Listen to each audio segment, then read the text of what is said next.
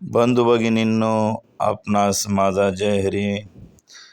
आपले श्री रेणुकाई वैदिक ज्योतिष केंद्र व श्री विश्वकर्मा वास्तुशास्त्रामध्ये हार्दिक स्वागत आहे. बंधू भगिनींनो, 4 दिवसापासून अक्षय तृतीयेच्या श्राद्धाविषयी मला बरेच फोन आले आहेत की घरामध्ये 1 वर्षाच्या आत एखाद्या व्यक्तीचं निधन झालेलं आहे, तर यावर्षी अक्षय तृतीयेचे श्राद्ध करायचे किंवा नाही, या संदर्भात बराच लोकांचा प्रश्न होता. त्याचे उत्तर मी आता आपणास देत आहे. आई वडिलांच्या मृत्यूनंतर 1 वर्षाच्या आत कोणते कार्य करावे? बंधू भगिनींनो, 4 दिवसापासून सतत हा एक प्रश्न मोबाईलच्या माध्यमातून विचारला जात आहे, तरी त्याचे उत्तर मी सार्वजनिक स्वरूपात देतो.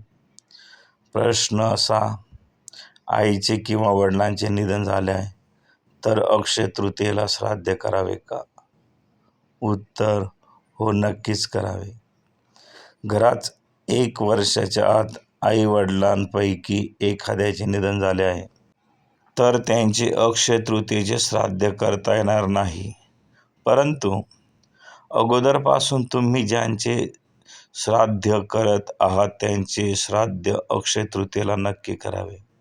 समजा तुमचे वडील 2023 अक्षय तृतीयेनंतर वारलेले आहे, त्यांना अजून 1 वर्ष पूर्ण झालेले नाही आणि त्यांनी मागच्या वर्षी त्यांच्या वडिलांचेच म्हणजे तुमच्या आजोबाचे अक्षय तृतीयेचे श्राद्ध केले होते, तर आताही तुम्ही तुमच्या आजोबांचे शेवटचे अक्षय तृतीयेचे श्राद्ध करावे. पुढच्या वर्षापासून आजोबांचे अक्षय तृतीयेचे श्राद्ध न करता तुमच्या वडिलांचे श्राद्ध तुम्हाला करावे लागेल. घरात मृत्यू झाला आहे म्हणून कुणाचेही श्राद्ध वर्षभर करू नये, हे चुकीचे आहे. तसेच श्राद्ध न करणे याला कोणताही शास्त्रीय आधार नाही. पितृपक्षातील श्राद्धाबाबतही हाच नियम पाळावा आणि आपण आपल्या पूर्वजांचे श्राद्ध अक्षय तृतीयेला नक्की करावे. माझ्या व्हॉट्सअप ग्रुपमध्ये सहभागी होण्यासाठी जय हरी असा मेसेज पाठवा. मोबाईल क्रमांक 7588579020.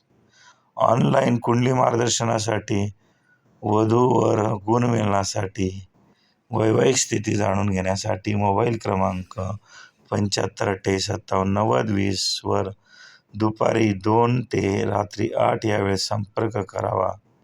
संचित तुळशीराम पवार, ज्योतिष भास्कर, वास्तु प्रवीण, श्री रेणुकाई वैदिक ज्योतिष केंद्र, श्री विश्वकर्मा वास्तुशास्त्र, पौर कसबे, तालुका जामनेर, जिल्हा जळगाव.